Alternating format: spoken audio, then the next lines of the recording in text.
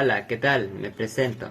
Yo soy Flores Sánchez Diego, un estudiante de la Universidad César Vallejo de la carrera de Enfermería del segundo ciclo.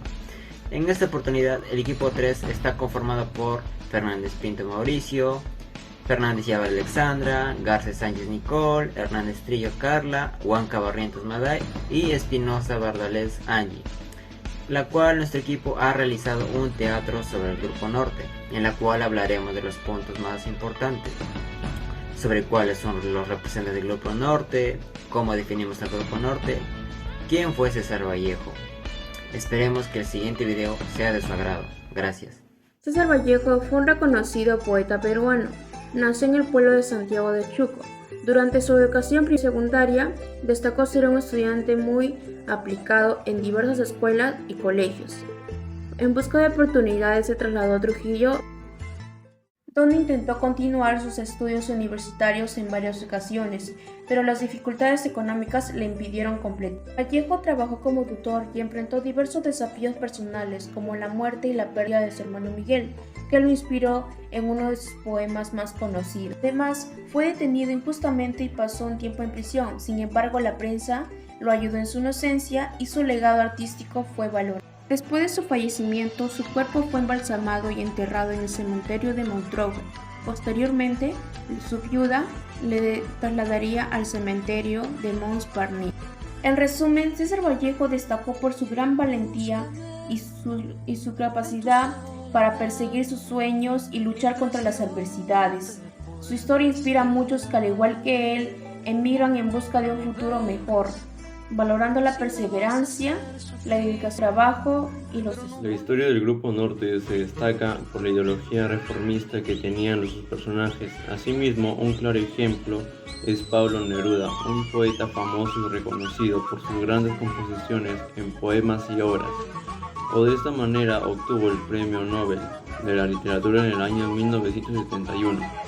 Aparte, se puede evidenciar el impacto y la evolución que ha tenido la literatura, el periodismo. De esta manera se le brinda a la sociedad la información en noticias, periódicos, radios, televisión, etc. Los representantes del Grupo Norte son Víctor Aya de la Torre, Antenor Rego, Luis Valcárcel, César Vallejo y José Eulogio Garrido. Si lloviera esta noche, retiraría de aquí a 1000 años. Mejor así nomás. Como si nada hubiese ocurrido, haría la cuenta de que vengo todavía.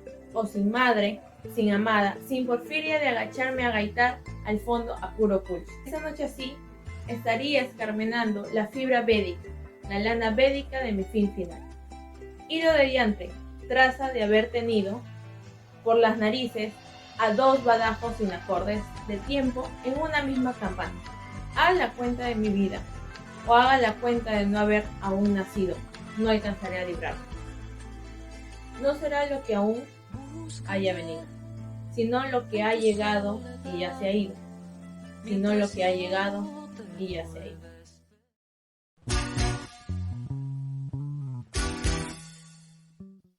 En una tarde de lluvia en la ciudad de Trujillo, 5 representantes del Grupo Norte se reunieron en la casa de César Vallejo para hablar sobre la situación de la literatura peruana y del país.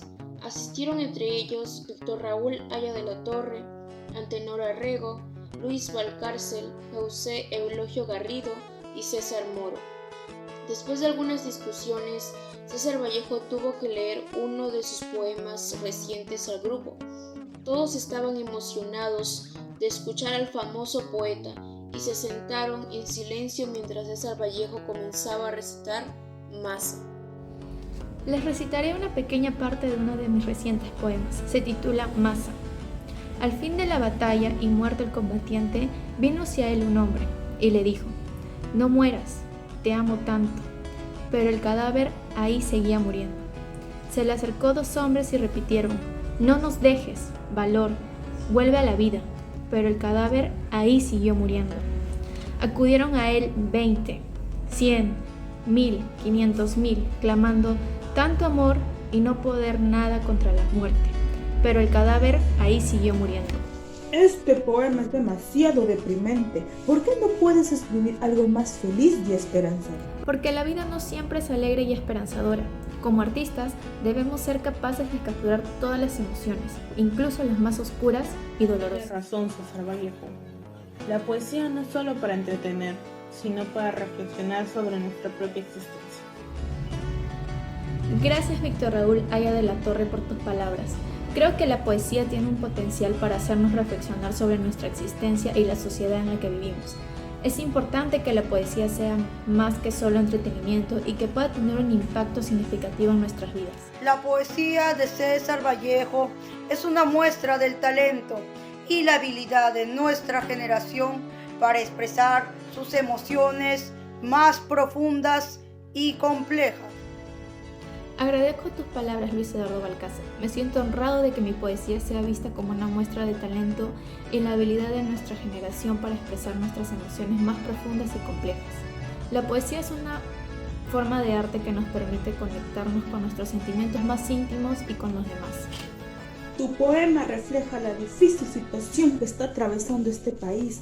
Debemos de ayudar con nuestras habilidades para inspirar y motivar a nuestros empleados a crecer. Antenor Orrego, estoy de acuerdo en que la poesía puede ser un reflejo de las situaciones difíciles que estamos viviendo en el país. Espero que mi poesía pueda ser una fuente de inspiración y motivación para el pueblo peruano en estos momentos difíciles. Como artistas e intelectuales, tenemos la responsabilidad de usar nuestras habilidades para crear un cambio positivo en nuestra sociedad. Perdón por entrometerme, pero hay algo que deberíamos preguntarte, César Vallejo. Es verdad, no te sientas presionado al responder, César Vallejo. Sí, dígame, ¿cuál es?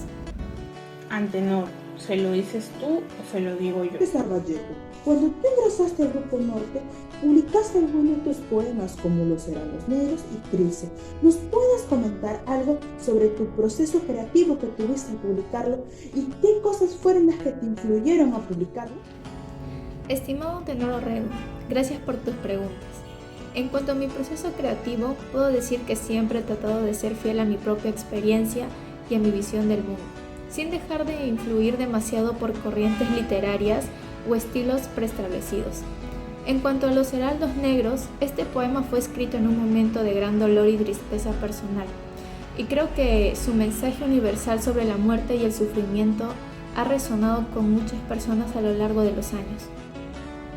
En cuanto a cómo mi trabajo contribuye a la literatura peruana y a la misión del Grupo Norte, espero que mis poemas hayan ayudado a elevar el nivel de la literatura peruana y a mostrar el talento y la creatividad de nuestra cultura. Creo que el Grupo Norte tiene una visión muy clara de la importancia del arte y la cultura en la sociedad, y espero que mi trabajo haya contribuido a esa misión de promover el arte y la cultura en la región Trujillo y en todo el Perú. Estimados amigos, me despido comentando sobre las palabras de César Vallejo. Como bien ha dicho, su proceso creativo se enfoca en plasmar su propia experiencia y visión sobre el mundo, sin dejar que las corrientes literarias o estilos preestablecidos lo limiten. Sus obras, Los Heraldos Negros y Trilce, son el reflejo de esa búsqueda constante de originalidad y honestidad en la expresión poética. Es evidente que el trabajo de César Vallejo ha contribuido significativamente al desarrollo de la literatura peruana y elevado su nivel al nivel internacional. Su compromiso con el Grupo Norte y su visión de promover el arte y la cultura en toda la región Trujillo y en todo el Perú es admirable y digno de reconocimiento. Espero que su legado siga inspirando a futuras generaciones de escritores y poetas. Hasta Buenas noches, abogado Frankie Lorenzo Salinas Milla. Buenas noches. Muchas gracias por haber aceptado esta entrevista. Me presento, soy una representante del grupo 3 del curso de Cátedra Vallejo de la Universidad César Vallejo. Vamos a empezar con la entrevista. Considerando la persecución política que sufrimos en el miembro del Grupo Norte, ¿qué opción legales existen en la actualidad para buscar justicia y reparación por violaciones de derechos humanos ocurridas en el pasado? Bueno, en estos casos, específicamente más común el de terrorismo, el delito de terrorismo, ha habido épocas en que no se respetaba el debido proceso. Llámese que la justicia nacional no realizaba los actos procesales protegiendo los derechos humanos, como por ejemplo, ¿no? En una oportunidad había jueces sin rostro. Y no se evaluaban los medios probatorios, dejando a las personas señaladas por terroristas sin poder defenderse. Estas personas, cuando sentían que sus derechos eran violados, recurrían a la Corte Interamericana de Derechos Humanos, que está ubicada en San José de Costa Rica. Muchas gracias. Muy interesante. La siguiente pregunta es con el contexto de la persecución individual que sufrieron los miembros del grupo. ¿Existen mecanismos legales para revistas los casos y rehabilitar a aquellos que fueron condenados injustamente? Bueno, las personas que eran sentenciadas por estos actos de terrorismo iban a los penales y en una época, me acuerdo en la época de Alan García, no se respetaba tampoco el estado que deberían tener, o sea, la protección que deben tener en estos centros penitenciarios. Tanto así que hubo un proceso que hasta ahora sigue, cuando aniquilaron, ¿no?, a todos los presos por terrorismo en la isla de Frontón. En la época de Alberto Fujimori también estos señores no tenían una buena calidad de vida dentro de los penales. Y sobre los temas de rehabilitación, de reeducación, de insertarlos a la sociedad, en la práctica eran nulas. En la teoría sí, pero en la práctica no existía nada de esas cosas. Ok. La siguiente pregunta, teniendo en cuenta la represión política y los abusos del poder del pasado, ¿se han creado comisiones o entidades específicas para investigar violaciones de derechos humanos en este periodo? Antiguamente el caso más sonado fue una comisión que se creó y que la presidió Mario Vargas Llosa, ¿no?, cuando ocurrió un asesinato en masa de muchos periodistas que iban a Ayacucho. Se creó una comisión que intervenían civiles y pues en ese entonces yo veía que este resultado de esta comisión fue dirigida, ¿no?, para lavar las manos al gobierno e inculpar la ignorancia, entre comillas, del pueblo ayacuchano.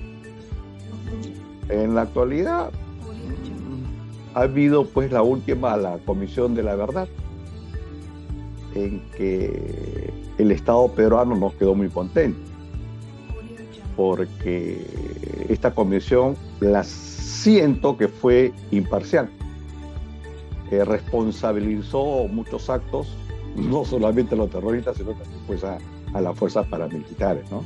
Uh-huh. Esa fue la última comisión que tengo entendido que existió. Ok. Muy interesante la respuesta.